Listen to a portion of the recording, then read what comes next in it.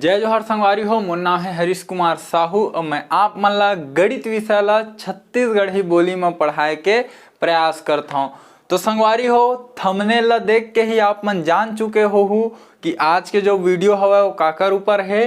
तो आज के जो वीडियो है वो कक्षा 7वीं के अध्याय 4 जेकर नाम है समीकरण, वो कर अंतिम वीडियो हरे। अंतिम वीडियो कहे के मतलब है कि हमन पूरा पाठ ला पढ़ डरे हन, ठीक है। और जो पाठ के अंतिम में देते हमने सीखा, या फिर ओला बोल सकत हन हमन सारांश, या अपन अंग्रेजी में बोल सकत हो समरी, ठीक है। तो आज हमन ये चीज ला पढ़बो। तो 6 पॉइंट दे है, 6 ठो बिंदु दे हवय हमने सीखा मा। तो आओ हमन जानथन कि मुख्य रूप से हमन अध्याय 4 में का चीज सीखें, ठीक है। देखो प्रश्न उत्तर ला तो सबे कोई हल करथे, लेकिन जो पाठ के सार होथे जो हमन सीखथन ओला एक बार दोहराना बहुत ही जरूरी है। तो चलो संगवारी हो शुरू करथन। तो देखो पहला बिंदु का है, वह राशि जिनके संख्यात्मक मान निश्चित नहीं होते हैं चर राशि कहलाते हैं, ठीक है। मतलब ऐसे राशि जेकर संख्यात्मक मान निश्चित नहीं हुआ है, ठीक है। कुछ भी हो सकता है ओकर संख्यात्मक मान। जैसे मैं आप मन ला बताऊं चर राशि, ठीक है। चर राशि में आप मन कौन ला लेता हो, हमन अंग्रेजी के अक्षर ला लेथन, ठीक है। और वाला स्मॉल लेटर ला लेथन x y z a b c, ठीक है। तो ऐसे कोई भी हो सकता है चर राशि, ठीक है, लेकिन एकर मान निश्चित नहीं रहा है, ठीक है। और चर राशि के परिभाषा ऐसे होते कि ऐसे राशि जेन हा कोई संख्यात्मक मान ला दर्शावे वह चर राशि कहलाते, ठीक है। तो देखो ये x है, तो x के मान कुछ भी हो सकता है, कुछ भी, ठीक है। हमन ला पता नहीं है, वो 1 हो सकत है, 2 हो सकत है, 3 हो सकत है, 4 हो सकत है, ऐसे आगे कोई भी संख्या हो सकत है, ठीक है। तो मुख्य रूप से हमन बोल सकत हन कि कोई भी संख्या ला दर्शाए बर हमन का करथन चर राशि के उपयोग करथन, ठीक है। या फिर बोले जाए तो चर राशि ओला बोले जाते जेकर संख्यात्मक मान निश्चित नहीं रहे, ठीक है, वो हमन ज्ञात करथन, ठीक। तो एक चर राशि के भी आप मन के सामने परिभाषा है कि वह राशि जिनके संख्यात्मक मान निश्चित नहीं होते हैं चर राशि कहलाते हैं, ठीक है। अब दूसरा पॉइंट में आथन। दूसरा बिंदु है, यदि बीजीय व्यंजकों के बीच समता या बराबर का चिन्ह हो तो उसे समीकरण कहते हैं, ठीक है। तो बीजीय व्यंजक मैं आप मन ला कक्षा 6वीं के अध्याय 12 में पढ़ाए हूँ, ठीक है। आप मन हा पढ़े हो तो जानत हो बीजीय व्यंजक काला होते। तो ओकर बारे में कुछ चीज मैं बता दूं।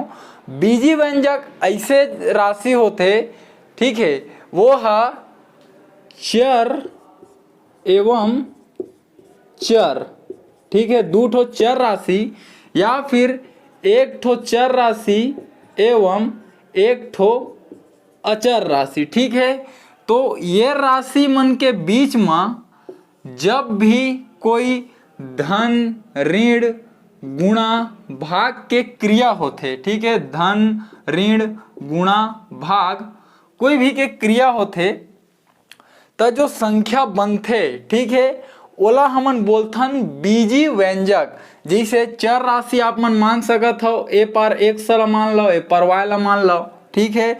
जब दोनों ला जोड़ के लिखू तो x धन y मिल जाही, घटा के लिखू तो x ऋण y मिलही, गुणा करके लिखू तो x y मिलही, और भाग करके लिखू तो x बटे y मिलही, ठीक है। तो ये जो संख्या हरे ये मन का हरे बीजीय व्यंजक हरे, ठीक है। चर और अचर के बात किए जाए तो मान लेथा एती बार कोई चर राशि x है, एती बार अचर कहे के मतलब है एकर संख्यात्मक मान निश्चित रही। मतलब ए मेरा आप मन गिनती रखा कोई भी तो ए मेरा 5 रख लेथन। तो यदि ये दोनों के बीच धन चिन्ह ला उपयोग करबो तो 1 धन 5, ऋण ला उपयोग करबो तो 1 ऋण 5, गुणा ला उपयोग करबो तो का हो जाइए 5x हो जाई, और जब भाग के उपयोग किए जाही तो x/5। ठीक है, तो ये जो आप मन के सामने जो अंक मिली चर और चर राशि, चर और अचर राशि के बीच कोई भी जब धन ऋण गुणा भाग के क्रिया होथे तो जो संख्या प्राप्त होथे वही ला हमन बीजी व्यंजक बोलथन। ठीक है, अब आगे का बोली बीजी व्यंजक के बाद कि बीजी व्यंजक के बीच समता या बराबर का चिन्ह हो तो उसे समीकरण कहते हैं। ठीक है, तो जैसे ए मेरे का है x धन y हमें, ठीक है, इतनी बार कोई बीजी व्यंजक है एला ले आओ x धन 5 ला। ठीक है, तो ये जब दोनों बीजी व्यंजक के बीच में हमन ह बराबर के चिन्ह लगाबो तो यह का कहलाही समीकरण। ठीक है, तो समीकरण के भी एक परिभाषा हो सकत है कि समीकरण का बोलथन, तो जब दो या दो से अधिक बीजी व्यंजक के बीच में बराबर के चिन्ह या फिर समता के चिन्ह उपयोग होथे तो बोला हमन का बोलथन समीकरण बोलथन। ठीक है, तो समीकरण में एक बात याद रखो कि समीकरण में दो ठो पक्ष होही, काबर जब बीच में बराबर के चिन्ह हवे तो ओकर दो ठो पक्ष होही, और यदि हम बीच में बराबर के चिन्ह नहीं है तो वो समीकरण नो है। ठीक है, तो दूसरा बिंदु से आप मन का समझे कि बीजी व्यंजक के बीच यदि समता और बराबर के चिन्ह हवे तो हमन का बोला समीकरण बोलबो। ठीक है, ये उदाहरण आप मन के सामने है, एक ठो बीजी व्यंजक एती के ले लेहन, एक ठो बीजी व्यंजक लौती के ले लेहन, दोनों के बीच बराबर के चिन्ह लगा देन तो एला हमन पूरा ला का बोलबो समीकरण। ठीक, अब संगवारी हो तीसरा बिंदु में आथन। तीसरा बिंदु तो तीसरा का है किसी समीकरण में दी गई अज्ञात राशि का मान ज्ञात करना समीकरण को हल करना कहलाता है। ठीक है, अब का बोला थे किसी समीकरण में, तो कोई भी आप मन समीकरण लिख दो, जैसे ए में लिख देते हम 3x धन 4 बराबर 10। ठीक है, ये एक समीकरण लिख दें। ठीक है, अब इस समीकरण में अज्ञात राशि कौन हरे, तो आप मन देख सकत हो अज्ञात राशि x हरे, काबर x के कोई निश्चित मान हमन ला पता नहीं है। ठीक है, तो यही अज्ञात राशि के जो मान निकालथन, जो मान निकाले के क्रिया है वही ला हमन बोलथन कि वह समीकरण ला हल करे के क्रिया हरे। वही ला बोले है कि किसी समीकरण में दी गई अज्ञात राशि का मान ज्ञात करना समीकरण को हल करना कहलाता है। ठीक है, तो कोई भी समीकरण में यदि आप मन अज्ञात राशि के मान ला ज्ञात करत हो मतलब आप मन समीकरण ला हल करत हो। ठीक है, अब चौथा बिंदु माथन, तो समीकरण के दोनों पक्षों में समान राशि जोड़ने, घटाने, गुणा करने या भाग करने से समीकरण का मान नहीं बदलता है। ठीक है, तो एक चीज आप मन अच्छा से दिमाग में रख लो कि कोई भी समीकरण है तो ओकर दोनों पक्ष में आप मन कुछ भी संख्या ला जोड़ सकत हो। ठीक है, मतलब समान संख्या होना चाहिए। दोनों पक्ष में आप मन 5 ला जोड़ सकत हो, 5 ला घटा सकत हो, या 5 के गुणा कर सकत हो, या 5 के भाग कर सकत हो। ठीक है, जैसे आप मन ला दिखाया जाए तो ये में आप मन 5 के गुणा कर सकत हो। ठीक है, और इहू ढर भी 5 के गुणा करे ला पड़ही। कभी भी कोई भी क्रिया करहू तो समीकरण के एक पक्ष में नहीं करना है। कोई भी संख्या ला जोड़ना चाहत हो तो समीकरण के दोनों पक्ष में जोड़ना है, घटाना चाहत हो तो दोनों पक्ष में घटाना है, गुणा करना चाहत हो तो दोनों पक्ष में गुणा करना है, और भाग करना चाहत हो तो दोनों पक्ष में ही भाग करना है।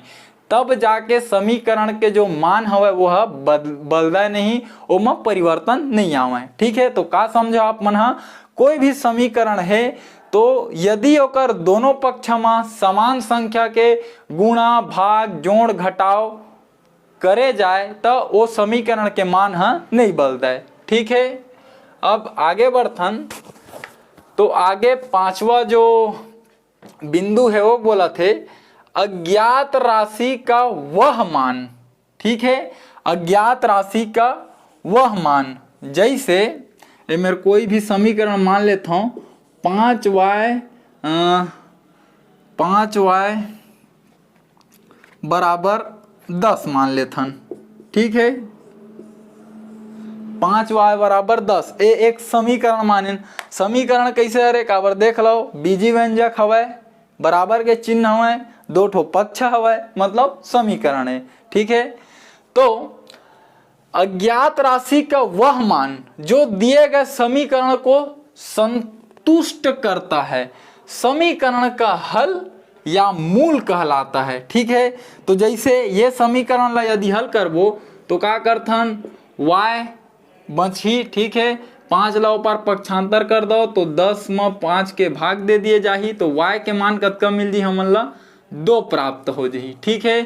तो ये बोली कि अज्ञात राशि का वह मान, तो अज्ञात राशि के मान ज्ञात हो गए 2, ठीक है, दिए गए समीकरण को संतुष्ट करता है। तो आओ इस समीकरण में हमन y के मान ला रखथन, ठीक है। तो 5 गुणा 2, ठीक है, y के जगह में 2 लिखा गे, बराबर इतनी बार का है 10, तो 5 दूनी 10 बराबर 10, तो दोनों पक्ष देखो बराबर आगे, left hand side is equal to right hand side, ठीक है। तो देखो अज्ञात राशि के वह मान जो दिए गए समीकरण ला संतुष्ट करते, समीकरण के हल या फिर मूल कहलाते। मतलब ये y बराबर 2 का हरे, ये समीकरण के हल हरे, ठीक है। काबर जब ये y के मान ला इस समीकरण में रखें तो का हुई, दोनों पक्ष बराबर आगे, मतलब समीकरण संतुष्ट हो गए। तो अज्ञात राशि का वह मान जो दिए गए समीकरण को संतुष्ट करता है, समीकरण का हल अथवा समीकरण का मूल कहलाता है, ठीक है। अतका आप मन समझ गए। अब आगे बढ़थन, तो समीकरण की किसी राशि को एक पक्ष से दूसरे पक्ष में ले जाना पक्षांतरण या पक्ष बदलना कहलाता है, ठीक है।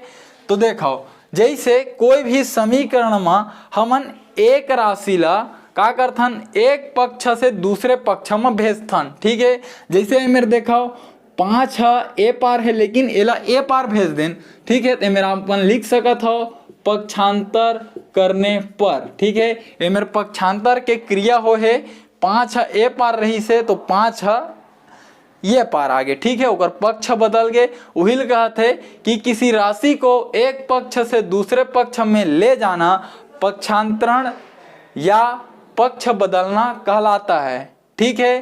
तो पक्षांतर के नियम आप मन हाँ याद रख लो, वैसे आप मन हाँ जानत हो, फिर भी बता दो, ठीक है। पक्षांतरण के जो क्रिया होते ओमा का होते, यदि ए पार धन है तो ओला ओ पार भेजबे तो ऋण बनही, और यदि ए पार ऋण है तो ओ पार भेजबे तो वह धन बन जही।